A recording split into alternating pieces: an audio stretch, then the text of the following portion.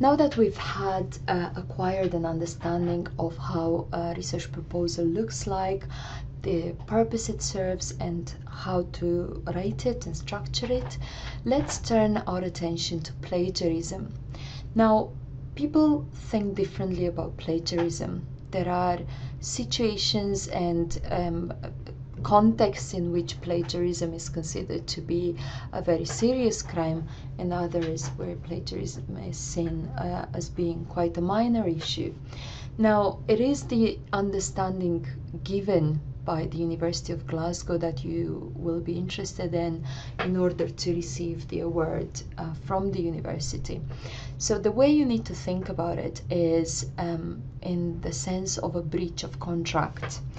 So when you submit a piece of coursework, I'm sure you have noticed that you had to sign a declaration of originality form. This one just here. Okay. Now, in this form, once you have agreed that you have this checklist, you have basically signed a contract with the university, and it is important that you abide by that contract or the university will hold you responsible. There is no difference to the university on whether your plagiarism is accidental or on purpose, if it is minor or very serious. The university has the exact same policy for all types of plagiarism. So it's important that we don't do it, and especially accidentally. I'm going to try and walk you through the university's plagiarism policy by referring to some key points, not to the entire policy, which is quite lengthy.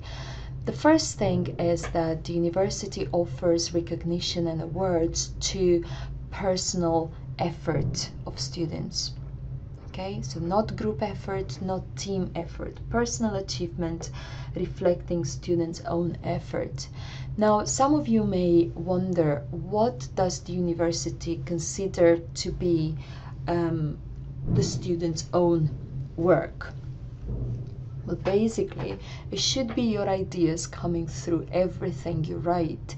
And whenever you're using someone else's ideas, you should cite the source and provide a citation and a reference at the end of the document, just in the way in which you've seen it done in the research proposals, in the good research proposals in this lecture.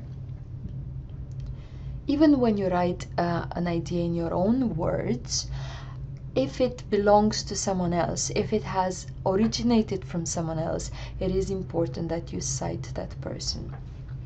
So we're not trying to discourage you to synthesize other people's ideas, just as long as you acknowledge their ownership. So intellectual copyright is very, very important to universities. In a nutshell, plagiarism means stealing someone else's ideas.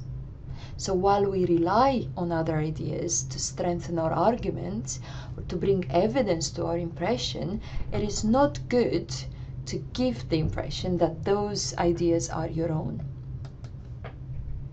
The second issue is that plagiarism is defined as the submission or presentation of work which is not your own, without an acknowledgement of the sources.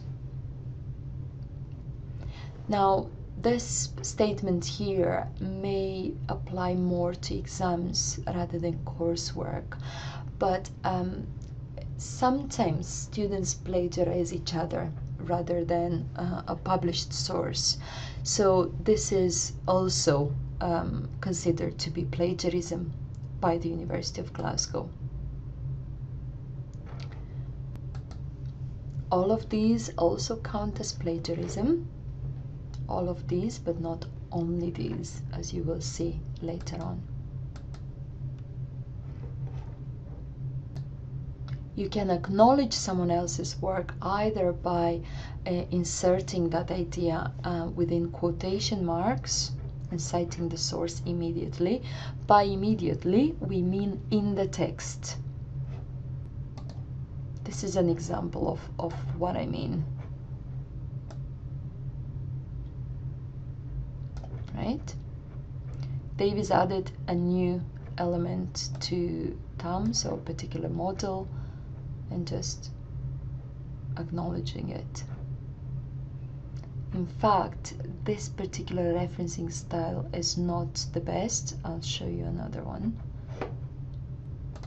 Now here, the very first sentence, okay? Because the sentence expressed an idea which did not belong to the student, but which the student used to strengthen his or her own argument, this idea here was referenced immediately, as in the text. That's what it means.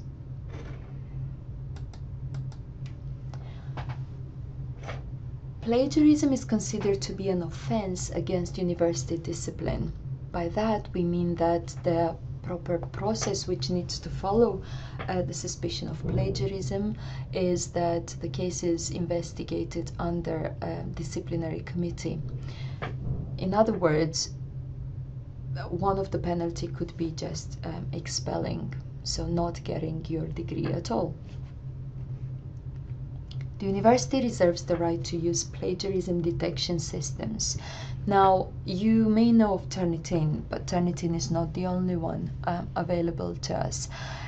To be honest, in my practice, very often Google was the detector of plagiarism, just a simple Google search. But there are plenty of instruments which we're using, maybe not actively using, but which are at our disposal to use. And we sometimes work with other people to just sample dissertations or coursework and run them through a variety of such systems. And occasionally that yields some results. So we have some plagiarism cases to refer to every year.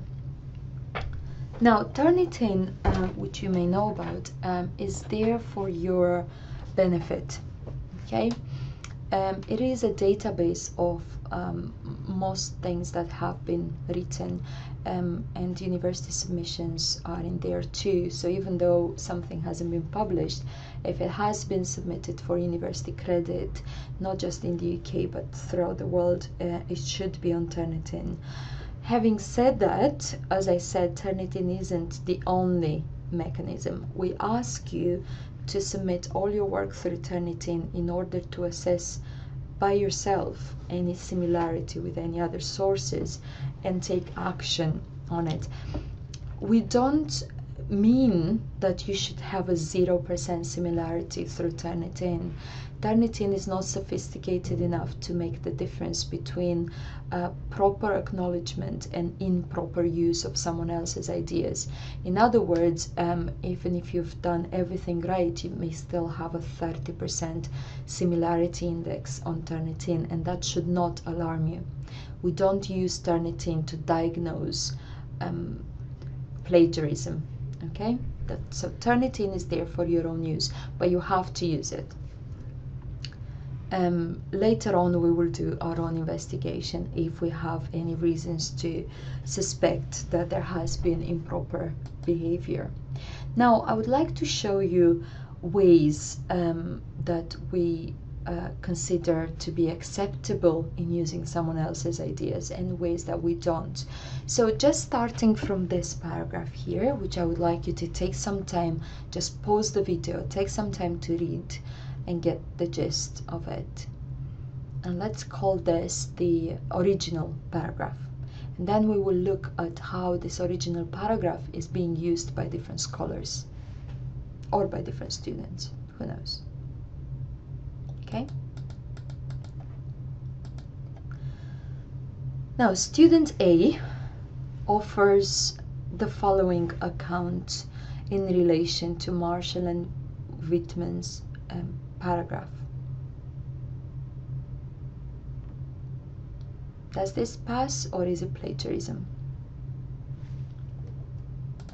This is correct. So this is a correct way of referencing other people's ideas. Okay, just pause it, go back perhaps to the previous frame and just compare and see what makes for acceptable usage of someone else's ideas.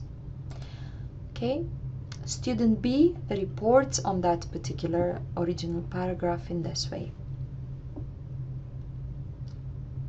Just take a moment to think, is this okay or is it plagiarism?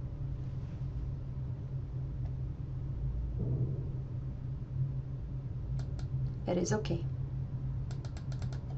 Next.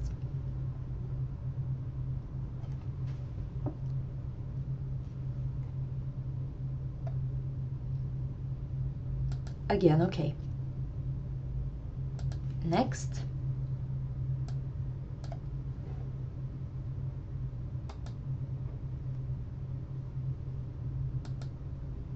Not acceptable.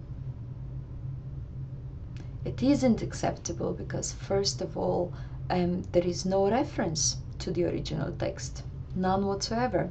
So this is the first reason why it isn't acceptable, and there is no way and there is no reason why we should go any further with the explanation in the absence of the name Marshall and Whitman 2007. Student E.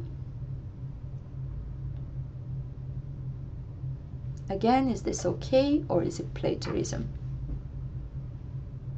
Acceptable or not? For the exact same reason as before, it isn't. Finally, student F.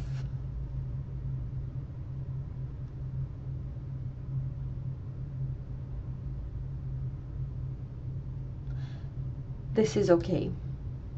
Okay, in fact, it is very, very good practice to demonstrate critical thinking and to demonstrate that the student is able to refer their own findings to the previous literature. So the student speculation, which is consistent with Marshall and Whitman. So very, very well done, actually. Far from being plagiarism. When should you cite a source? When you borrow someone else's ideas, even if you rewrite them in your own words. So you don't necessarily need to have a quotation mark situation in order to reference someone else's work. Now, as you have probably noticed, referencing is the key word to avoiding plagiarism. Now, use a convention which is accepted by the university. So we recommend Harvard style. I personally don't mind any other style as long as it's consistent. But since the university prefers Harvard, I see no harm in you just sticking to Harvard. So these are just some examples of how Harvard looks like, what Harvard looks like. Harvard takes the following abbreviations: et al., that means and others, when there is a book or a chapter or an article with more than 2 authors. So you just put the surname of the first author and then say et al. Ibid, same source as before. So if you want to cite the same source twice in the same paragraph consecutively, you would only use the actual name of the author and the year in the first instance. After that you would say ibid. But this is for inside the text. At the end of the text, your referencing will look something like this. So for a book, try to copy this style. For a research paper, try to copy this style. And if you remember our lecture on literature review and the pyramid of reliability of research, you should really have more research papers than anything else in your referencing list. This is how you would cite a website, an accounting standard, and legislation. You really need to develop good practice in record keeping, because very often when students plagiarize by accident, they justify that they simply have lost track of their notes and lost track of the original source. Well, that's not good enough. You'll still go to the Senate Disciplinary Committee if you plagiarize, no matter what the reason is. So it makes sense that you develop some good practice with record keeping. You need to make notes all the time, either handwritten or typed on your computer. If there is a direct quote you'd like to take, make sure you use quotation marks. And even if there isn't, just make sure you write down who that idea came from originally, and keep a list, again, either on paper or on your computer, of all sources used, and update for every new item. Right, so this has been Research Methods. What next? You've worked really hard. You will collect your grade sometime in April towards your 10 credits for the course, but these 10 credits go inside the 60 credits of your research method and degree project course. Remember, research methods is the first of a 2-part course. So what happens next is your dissertation. You will be allocated a supervisor sometime in May. You will have that first meeting at the end of May, beginning of June. There will be about 5 compulsory meetings, and followed by submission of your dissertation. 60 credits, that's half of your degree, so extremely important, but also rewarding. It is the most exciting part of your degree. It certainly was the most exciting part of my degree. Then the world is your oyster post-graduation, of course. So, thank you for listening, and good luck.